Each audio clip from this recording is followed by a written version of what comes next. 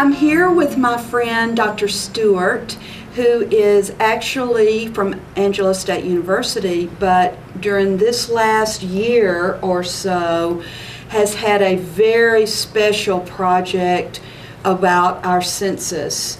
And you and I both have already given in another interview our audience some of the reasons why it is so important that Tom Green County and San Angelo and our surrounding area get as many people counted as possible, primarily because of a huge difference in federal funding that we will be able to receive over the next decade before the next census in the form of funding for schools, funding for highways, and any other federal funding. Those are two important issues for me, but there are other funding from the funds from the federal government. Yeah, you know, the medical community, very much affected by this. The infrastructure of the city in terms of our streets and roads and bridges and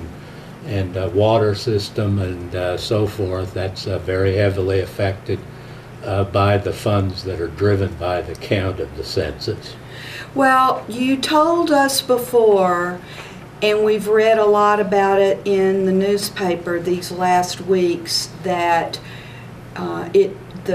the 10 easy questions, and my husband and I have already received ours and immediately filled it out. It didn't take more than 2 to 3 minutes. Thank you for doing that. You're welcome. And we got it the very next day back in the mail. It was the easiest census in my lifetime to do.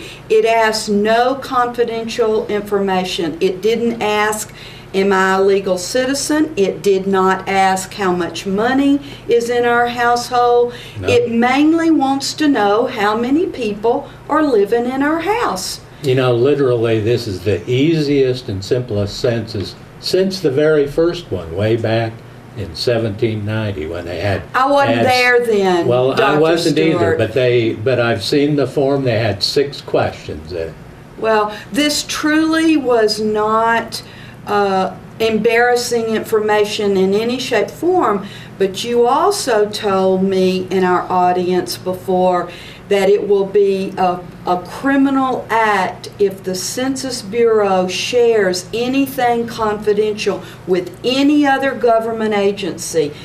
That's a criminal act. It's punishable by 5 years, up to 5 years in prison, $250,000 fine if census officials violate that.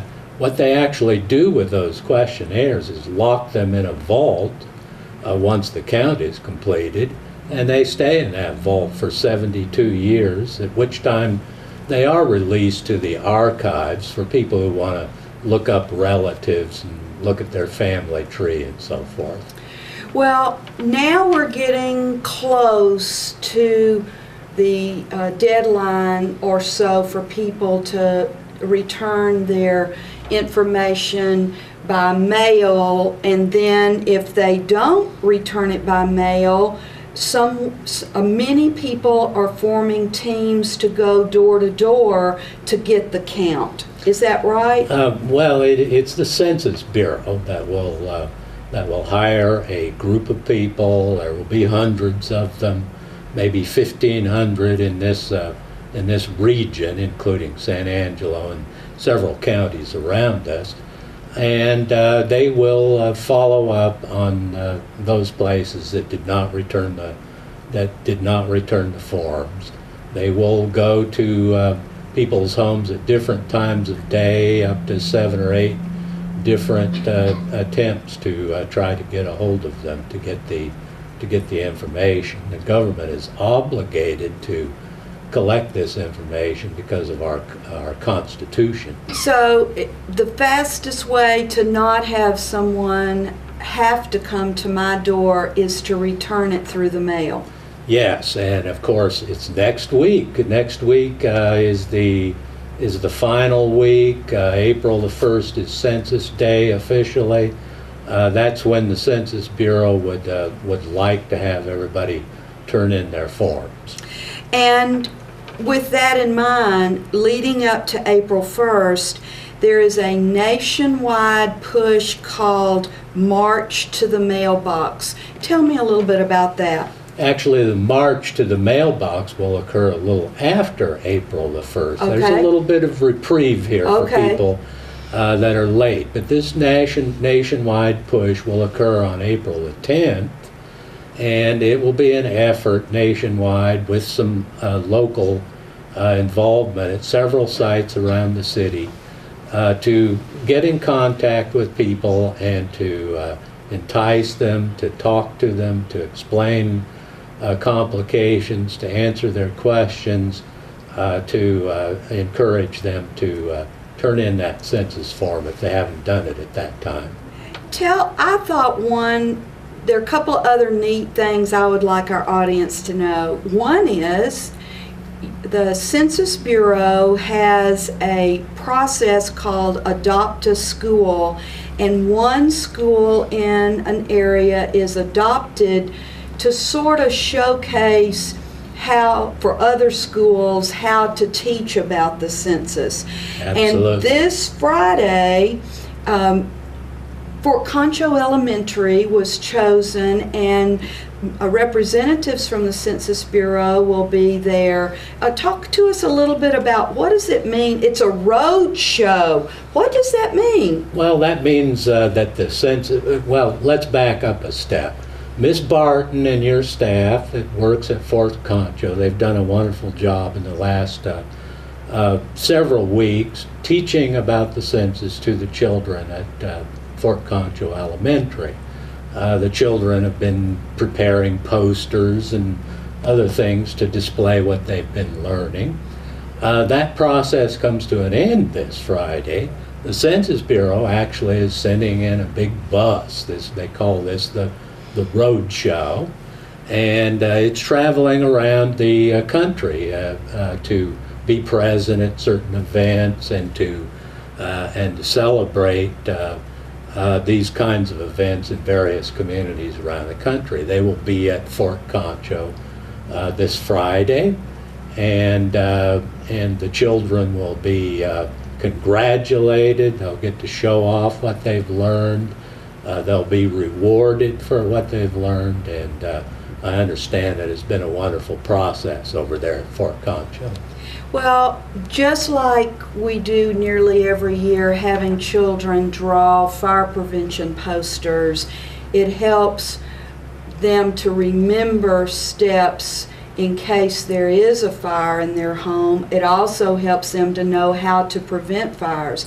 So the fact that children in a lot of our schools, but we're going to showcase Fort Concho on this road show with the big bus. At the elementary level, they work with, a number of instructive things. There's a lot of geography that can be taught in connection with the census. Things about the community and this funding process that we referred to a minute ago. Those kinds of things can be taught at an elementary level. The differences between a person and relationships to their members of their household and their family, those are all things that are important in the census, and the children get to learn about those kinds of things. And then they can go home and teach their family members a much more in-depth reason for the census.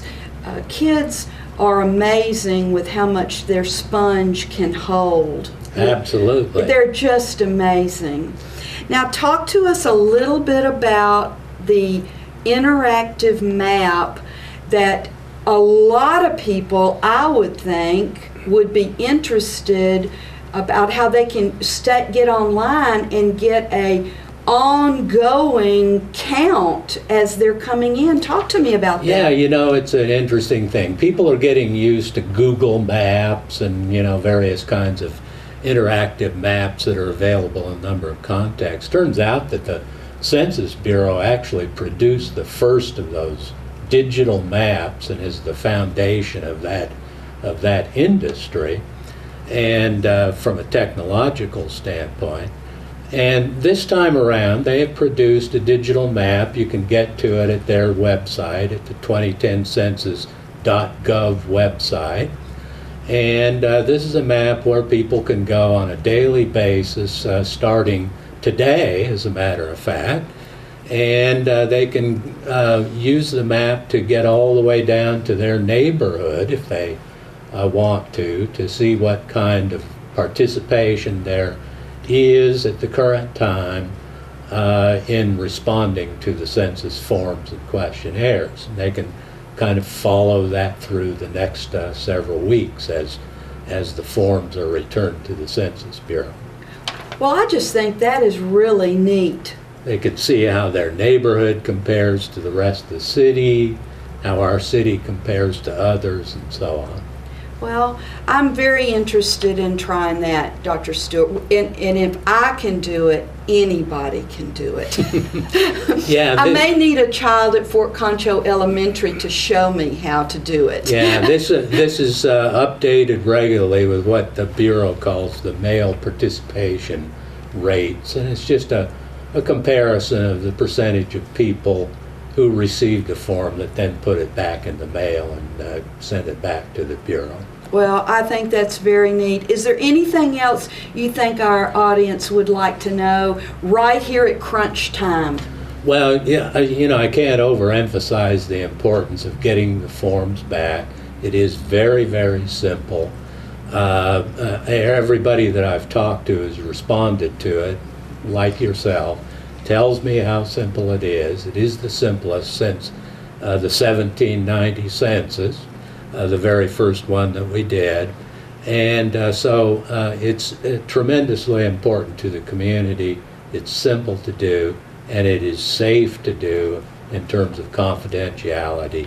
And so we just need to get out next week and be sure those forms are back. Well, you and I make sure our audience knows that when they get that form and they open, it looks like a lot to be filled in, when in fact there's just a section for each person that's living in the house. So since there are just two living in my house, we only had to do the first couple, and all that other is not. So it looks like a lot when you open it up, but unless there are a lot of people living in your household, you're not going to be filling that whole thing out. Yeah, see, the first three questions have to do with just how many people are in the household and so forth.